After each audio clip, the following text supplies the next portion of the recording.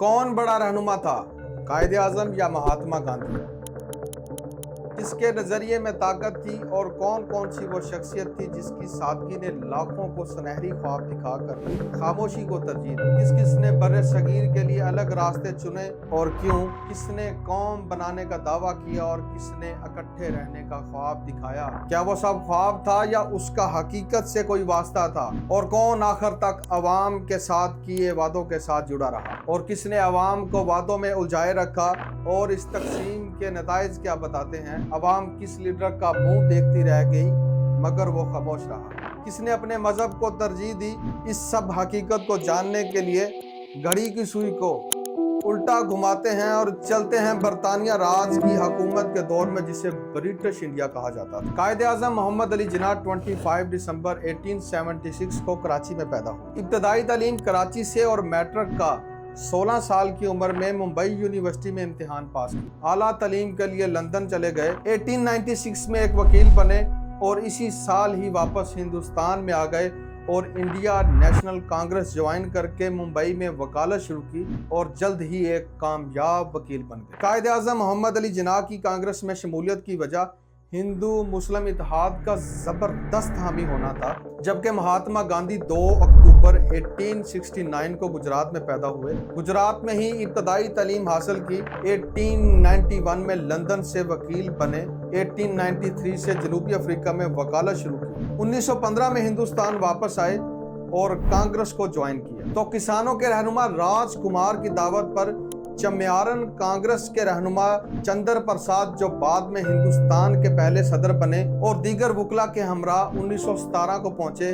वहां किसानों पर होने वाले जुल्म का जायजा लिया और तहरीक का आगाज किया, जो बाद में कामयाब हुई। और 1919 में अपनी सलाहियतों की बुनियाद पर तहरीकों में अपना मरकजी किरदार अदा करना शुरू किया। तैयार हो जाएं, क्योंकि अगले हिस्से में हम तारीख के दरवाजों को खोलेंगे जो आपको शायद ही किसी ने बताए हों। कायदे आजम मोहम्मद अली जिन्ना गांधी से पहले ही मुतहदा हिंदुस्तान के बहुत बड़े हामी थे। इस वक्त हिंदू और मुसलमानों का इत्तेहाद बहुत जरूरी था। लिहाजा कायदे आजम मोहम्मद अली जिन्ना ने चौधरी रहमत अली और मौलाना मोहम्मद अली जौहर के साथ इस शर्त पर कि वो दोनों पार्टियों में रहकर मुतहदा हिंदुस्तान के लिए काम करेंगे, सन 1913 में ऑल इंडिया मुस्लिम लीग को ज्वाइन कर लिया। वो दोनों पार्टियों के आपसी इत्तेफाक के लिए सरतोड़ कोशिश करने लगे। आखिर कायदे आजम मोहम्मद अली जिन्ना के हिंदू मुस्लिम इत्तेहाद की कोशिशें रंग ले आईं, जिसमें मुसलमानों के जदागाना इंतखाबात को कांग्रेस ने तस्लीम किया और आखिर 1916 को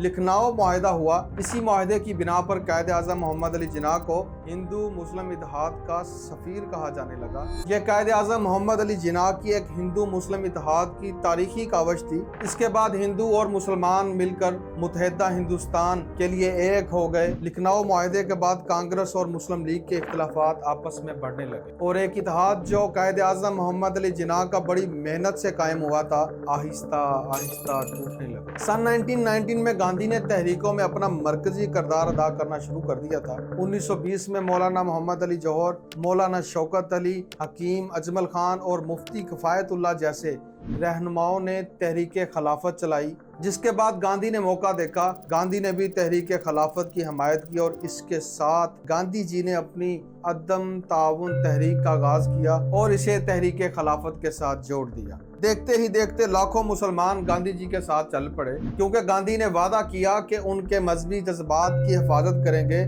जिसमें तकरीबन 2 करोड़ के करीब लोगों ने शिरकत की। गांधी जी की यह तहरीक बहुत ज्यादा मकबूल हुई थी, जिसने बरतानवी साम्राज्य को हिला के रख दिया था। लोगों ने स्कूल्स, अदालतें और अंग्रेजी सामान का बाइकाट किया। जिन्ना ने मुखालफत की। वो कहते थे ये एक जज्बाती नारा हो सकता है जो अफरा तफरी लाएगा। जिन्ना चाहते थे तहरीक मुनज़्ज़म हो, लेकिन गांधी हजूम के पीछे चल पड़े। जब कायदे आजम मोहम्मद अली जिन्ना की बात ना मानेगी तो कायदे आजम मोहम्मद अली जिन्ना ने 1920 में कांग्रेस को छोड़ दिया, लेकिन फिर भी वो हिंदू मुस्लिम इत्तेहाद के बहुत बड़े हामी रहे। फरवरी 1922 को चौरी चूरा का वाकया हुआ।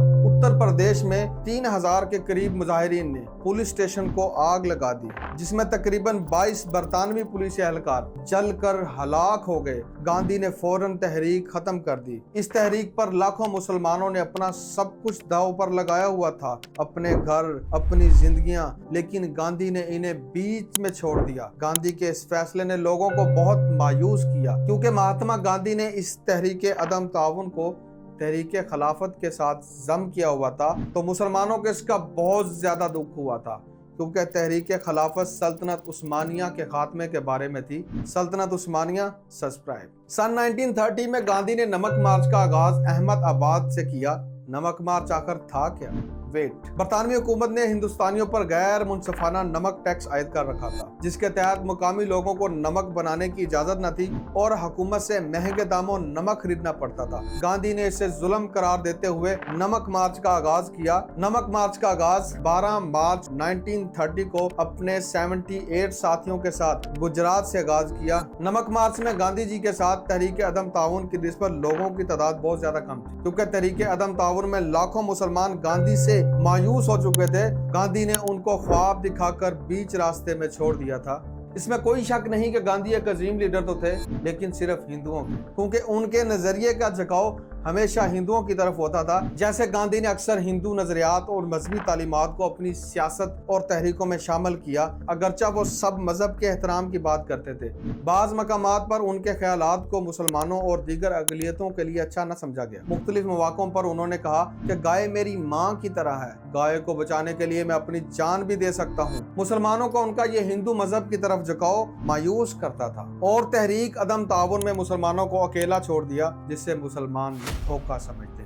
گاندھی اور کانگریس نے آزادی کی جدوجہد میں ہندو قومیت کو زیادہ ترجیح دی۔ کانگریس کے سیکولر ایجنڈے میں مسلمانوں کی خصوصی ضروریات اور حقوق کو نظر انداز کیا جاتا تھا، جیسے مسلمانوں کو جداگانہ انتخابی حق، مذہبی آزادی اور مسلمانوں کے ثقافتی تحفظات تھے۔ قائد اعظم کو جب محسوس ہوا کہ مسلمانوں کے حقوق کے لیے ایک الگ ریاست کا ہونا ضروری ہے، کانگریس اور ہندوؤں کا رویہ بھی تبدیل ہو رہا تھا، تو آخر قائد اعظم نے 1930 کو 2 قومی نظریہ پیش کیا۔ انہوں نے کہا کہ ہندو اور مسلمان الگ قومیں ہیں، ان کی ثقافت، مذہب اور تاریخ الگ ہے، جو مسلمانوں میں بہت زیادہ مقبول ہوا، اور قائد اعظم محمد علی جناح مسلمانوں کے لیڈر بن کے ابھرے۔ مسلمان قائد اعظم محمد علی جناح کے نظریے کے ساتھ کھڑے ہو گئے، جس پر گاندھی نے، کانگریس نے اور برطانوی حکومت نے قائد اعظم کے 2 قومی نظریے کی بہت زیادہ مخالفت کی، کیونکہ انہیں ہندوستان کے تقسیم کا خطرہ تھا۔ ان کی مخالفت نے مسلمانوں کو مزید علیحدگی کی طرف مائل کیا، اور کانگریس کے ہندو رہنماؤں کے ساتھ تعلقات میں بہت زیادہ کشیدگی بھی پیدا ہو گئی تھی۔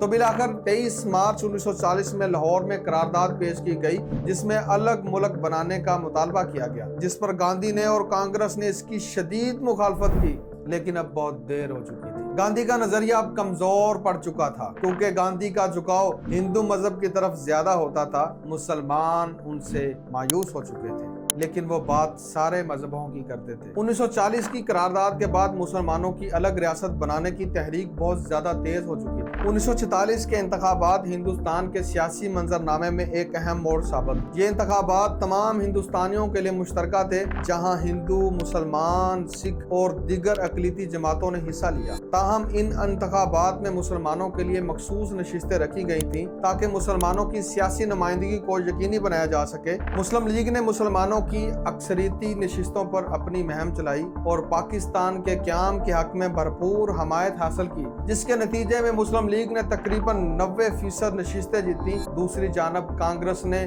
ہندوستان کی یکجہتی اور سیکولرزم کے تحت تمام طبقات کی نمائندگی کی بات کی، مسلمانوں کے علیحدہ ریاست کے قیام کے خلاف موقف کو اختیار کیا۔ ان انتخابات کے نتائج نے پاکستان کے قیام کے لیے مسلمانوں کی تمام رکاوٹیں دور کر دی، اور آخر 14 اگست 1947 کو پاکستان بن گیا، جس پر قائد اعظم نے اپنی تقریر میں کہا، آزاد رہیں آپ لوگ اس ملک پاکستان میں اپنی عبادت گاہوں، مسجدوں یا مندروں میں جانے کے لیے۔